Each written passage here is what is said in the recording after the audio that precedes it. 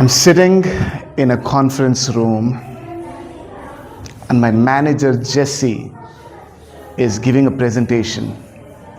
It's about a project update and we're all very anxious. There's the senior leadership team that's seated right there. We're all anxious because this project has been very difficult right from the start. Jesse presents the slide after slide after slide. Numbers, graphs, timelines. It's all happening. We didn't have this presentation until last night. I went to bed after sending the finished presentation at 2 a.m. That's when I went to bed. So everybody is waiting for that nail-biting finish. The business leader stands up, looks at all of us, and I'm feeling distressed. I can see the disappointment in his eyes. But after a couple of minutes, he smiles and he says, "Good job, team. Jesse, impressive stuff. You did it." Jesse did one part of this project. I did most of the project work, including that presentation that I shared. And I'm sitting there, smiling and nodding and pretending everything is okay. But deep down in my heart, I can feel the heaviness. And I'm asking myself, what more should I do? What more should I do to get people to see my work, to see me?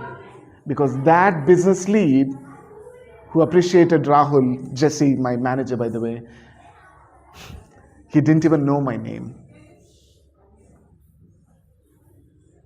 I left the room. I went to meet my senior trainer. His name is Srivatsa, a person I trust and respect a lot. I sit there next to him and I ask him, "Sir, what am I doing wrong? I'm really good at my work. I do my job really, really well. But no one seems to notice my work or me." Srivatsa empathetically listens. He smiles and says, "Your work is visible on the system. Your work is visible on the system, but you are invisible in the room."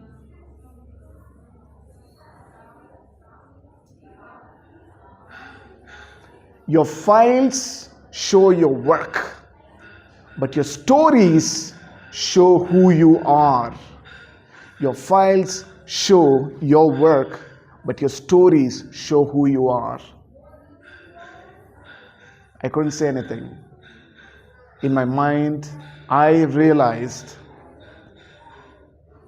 that it's not just good enough to be with your work. In any organization right now, it's not just good enough to be at work, but you must tell your stories if you want to get recognized. And that's when I decided that I'm going to become a storyteller. I learned storytelling, not to stand on stages and talk to people, not to give a TED talk, but to become good when I'm speaking at a meeting, when I'm doing a one-on-one, when I'm sharing a project update. That's where storytelling made a difference for me.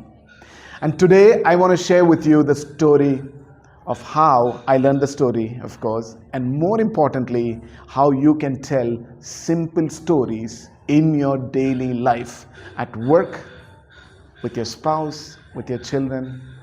The formula is going to be the same. Okay?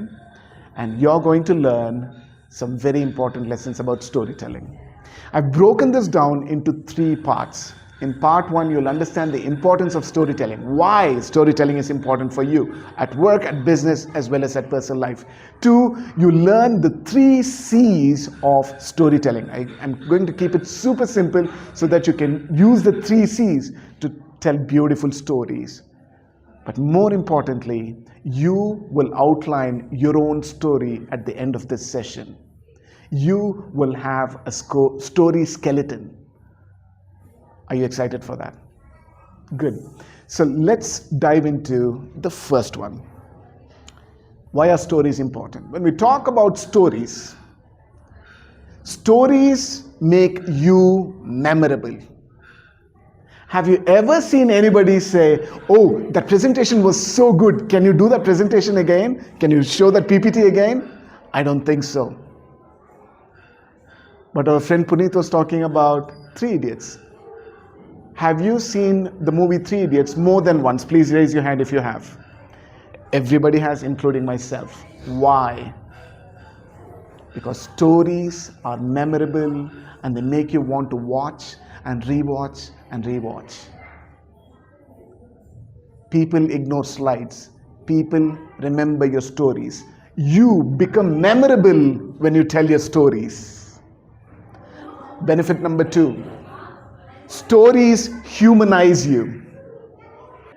Stories humanize you. They look at you as Indumati and Irene and not as a designation. It's not like you're a team leader, you're a manager, you're just an executive. It's not like that. Stories humanize you. They look at you as a person with challenges, goals and desires, just like I am. It makes that human connection. Stories humanizes you. Number 3. Stories sell your ideas gently.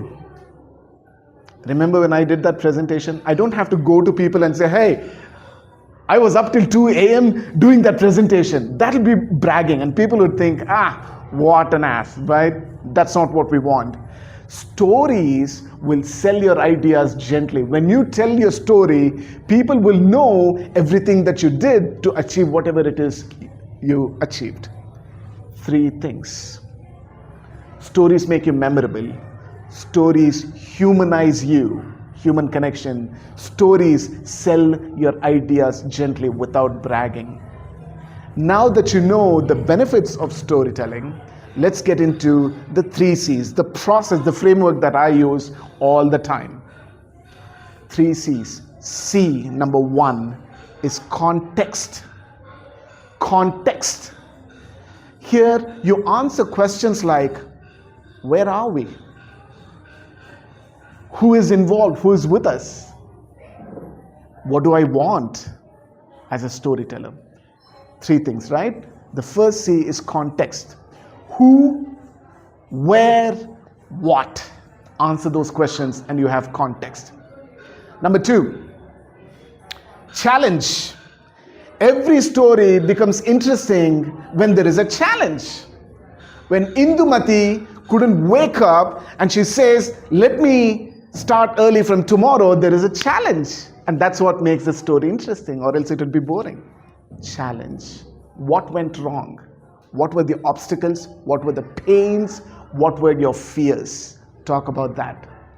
C, number 3, change. Every story must make the protagonist, the storyteller's life change in some way. Did my thinking about something change at the end of that experience? Did my feelings about something change as a result of my experience? Did I do something different as a result of my experience? There must be a change. If there is no change, there is no story. Again, 3 C's. Context, challenge, change. That's it. Now let's use the story that you heard at the start and we'll try and deconstruct it and let's see what was the context, challenge and the conflict. Okay, so here we go. I'm sitting in the conference room with my team. Jesse is presenting the presentation that I put together and there is a business lead. The senior leadership is right there. And we're all waiting to see what happens. The business lead stands up. He seems disappointed, but I'm surprised that he actually smiles and says, "Good job, team. And Jesse, you killed it one more time. Good job." And I'm sitting there, the person who did most of the project work, put the presentation together, but that business lead doesn't even know my name. And my heart sinks. I go to my colleague, a senior trainer, and I tell him, "Hey, I'm doing everything right. My job is good. Why? Why I'm not getting the recognition?" And he says, "Well, your work is visible, but you are invisible. You're not telling your stories. People don't know what you're going through, and therefore they cannot connect with you." So I decide to become a storyteller. And I've been telling stories, and that's how I became a trainer. And now I'm helping thousands of people learn concepts like digital marketing, AI, and recently public speaking as well. Stories connect with people. That's the story. Irene, tell me, what is the context in the story? Doing a presentation in your office. Okay? And Jesse is doing the presentation. You did most of the work, but Jesse is doing the presentation and he gets all the credit. Very good. So let's break that context down. When you look at the context, you answer questions like, where are you? Who's involved in the story? And what do you want? Answer these three questions. Try. The story is set in your office, in your conference hall. Very good. It's in a conference room. Good. The characters are Jesse, yourself, and the main officer. Business lead. Very good. Beautiful. Okay. And you're doing the presentation in front of him, and he is appreciating only Jesse for the teamwork that you did. What do I want? You also want to be appreciated for the work that you did. Very good. You got it. Well done. Well done. Yeah, that's context. Yeah, give it up. Well done, Irene. Indumati, what is the challenge? How to bring yourself front. Sorry? How to bring your work in front of them and prove that I have did it. Okay, so in my story, what is your obstacle? You answer this question in the challenge part. What is my obstacle? What is my fear? To speak in front of them and tell the story about what I have done. Right. And also I'm not getting recognized. That's one of the biggest challenges. Well done. Okay, give it up. Thank you, Indumati. Well done. The third C, Anamika. Yes, so third C is the change. Yes. And the change, what we want is for you should get your due credit for the effort, and you should create that visibility among your work speaks volume, but you are not able to get that attention and the visibility for yourself. And that the change has to come in. Those are all challenges and tension, right? You're right. So those are the challenges that I'm facing. I'm not getting the recognition. I'm doing the work. I'm putting the presentation together, but people don't even recognize me. What changed as a result of it? What happened to me eventually? What lesson did I learn? Your storytelling is not there, and you have to work towards it to create. You have to work for yourself to create that visibility. Very good. In terms of putting it out directly, taking the opportunity to speak as and when required. So that's the way I can interact. Very good. Very nice. Very, very close. Okay. What changed was I became a storyteller because I realized that that's what I needed to do to get the recognition. Context, I'm in the conference room, there are multiple characters, and I want to be recognized. The challenges are I'm putting together a presentation, I'm putting together charts and graphs and everything, but I'm not getting the recognition, and it hurts me very badly. As a result of that, I choose to become an amazing storyteller so that I can help others also become confident and be able to tell their stories effectively. Context, challenge, change. Without a change, there is no story. You should have learned something at the end of it. Good. I'm so glad that you got it. Now I'm going to give you 3 minutes. I want you to think about something that happened in the last 7 days. I'll give you some ideas also for that. Okay? You're going to answer just 3 sentences. You're going to answer in 3 sentences. 1 sentence for context, 1 sentence for the challenge, and 1 sentence for the change that you went through. Okay? Are you ready? What can your story be about? 1, think about a time when you solved a problem. It could be even at home. Probably Manjunath's kid was crying, he was pushing his mother. How did he solve that problem? It could be a problem, right? A problem that you solved. Right? It could be one. Number two, it could be about you helping a team member. Maybe you helped someone do something at work, helping a team member. Or three, you learned a lesson the hard way, like I did. Think of any situation, okay? Answer these three questions. What is the context? In the context, you just answer three questions. Where you are, who's involved in the story, and what is your goal? What do you want? Let me know once you're done with that. First sentence. Context. Your stories don't have to be epic. It could be a small thing in your daily life. Yeah, like Indumati was talking about your daily life. I really like that. So pick that. Pick one context from that. Done? Anamika, good. Puneet, you're done. Irene, I'll wait for you. You have one line for context. Okay. Who, where you are, when it happened. Just a rough thing. Number two, challenge. What happened? What was the obstacle? What went wrong? In one sentence. Good job. Good. Thank you, Irene. Anamika, done. Okay. Indumati, done. Puneet, all good. Manjunath. Nice. Nice. The last part, the third one. What changed? What is the lesson you learned? What is the lesson you learned at the end of that experience? Good. Manjunath is done. Indumati is done. Thank you. Irene, done. Good job. Thank you, Anamika. Puneet. Everybody done? Beautiful.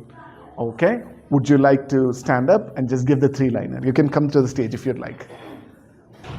Keep it simple. Don't complicate it. Context, challenge, and change. The context is guests are coming to my home next week. I want to clean my house and make it tidy. So, the challenge here is my kid has unit test in the coming week. I have to help her in preparation. So, time is precious. I have less time. I have to do both. So, the change I have done is I took my husband's help and we did it before my kids wake up in the morning. And we did it. Now she is preparing and I'm here. Excellent. Yes, give it up. Well done. Beautiful work. Good job. Thank you. Who would like to volunteer next? Good, Irene. I like that. My context is, last weekend I was at my home. I didn't come for attending the Toastmasters session. My challenge was that I'm currently having my exams these weeks, and so I couldn't prepare a speech, and I wasn't confident about coming here and speaking at the spot since I wasn't prepared well. The change that I took is that I'll start preparing early, and I thought that it's best that I push myself out of my comfort zone and explore myself more, and I overcame my fear and I came for class today. Whew. Well done. Well done. Nice. Well done. Yes. Namika?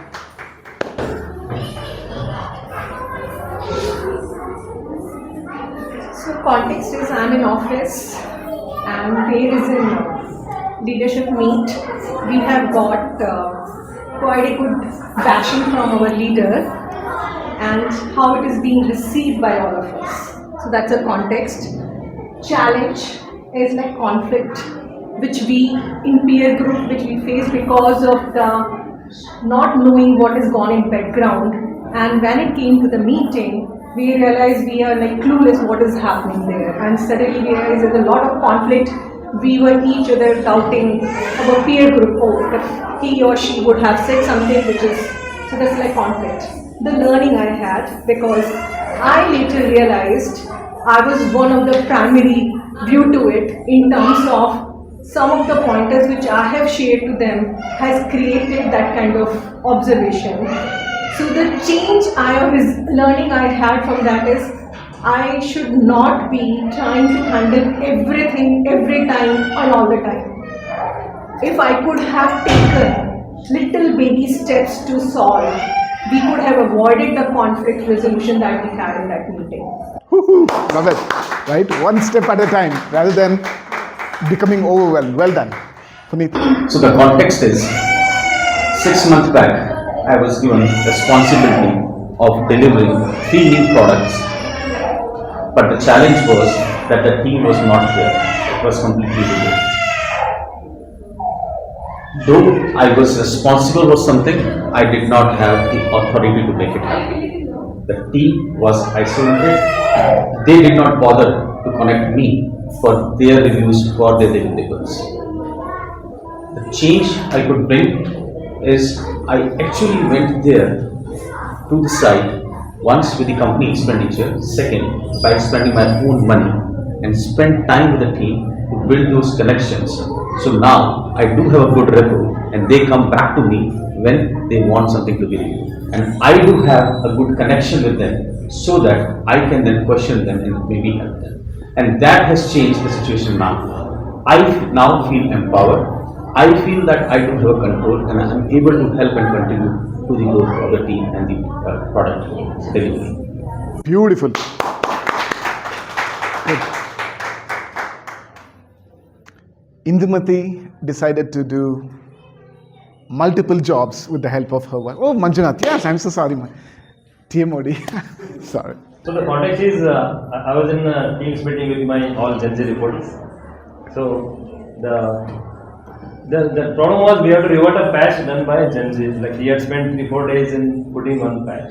So I found it as unnecessary and I wanted to revert it. The challenge was since one thing it was done by Gen Z. Like we have to give so many reasons to why it's not required, because I felt it was ambiguous because already some patch was done, compensating patch. Then he was not agreeing. So then it was hard to convince him. So I gave him the December we have a release coming up, and in next year onwards the next release will be on next June. Like assuming if the patch goes, if something happens, we don't have any time to again the escalation will happen. So somehow I convinced him to agree to test that reverting approach. You were able to persuade him. Yeah, nicely done. Well done. Good. Thank you. Thank you, everybody. Give a round of applause for yourselves. So, story is about transformation. What happened as a result of your experience? That's all there is to it. Okay? So, how much time do I have before I can close it? Could you quickly tell me? Allocated time is over. Over? Okay, good. Excellent. So 3 things, just a quick recap. Number 1, when you tell stories, you're able to connect with people better, you become memorable, but more importantly, you can sell your ideas without bragging or coming across as rash. Very good. Number 2, there are 3 C's to storytelling. There's context, there is challenge, and there is change. If there is no change, if there is no outcome, then there is no story. Always think about how you changed as a result of an experience. Keep it simple. Who, when, where, what do you want? What went wrong? And how did you change? That's it. That's all there is to a story. Number 3, I'm going to throw a challenge. Are you ready for a challenge?